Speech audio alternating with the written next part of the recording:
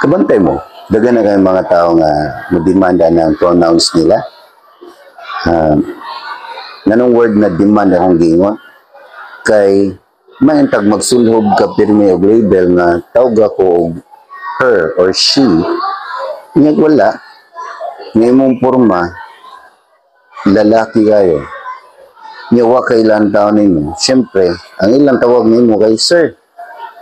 Kaya bisan pag ako ang page gitawag ng sir magtutudlo, ako ang page. Kung nagtanaw ka sa Facebook, kung naglakaw ko sa daan, naglakaw ko sa kanang karsada, sa mall, o nagsakay ko sa public utility vehicle, di man ko magsulobog sir magtutudlo. Ang ilang tawag na ko, sir, lalaki ko. Pero di ko nila tawag sir magtutudlo, kaya wa sila kailan ako. Huwag dili tanan, nakailan ako.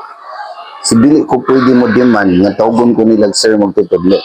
Gani, ang nakailan ako, maikog mong gani mo doon kay kumbasin ako bagi si sir magtutudlo. So, dili ko pwede mo demand nga mo na kung gustong ipatawag. Akong page, nagsulti nga anak ko, pero sa tinuod na kong pangaan, dili ko sir magtutudlo.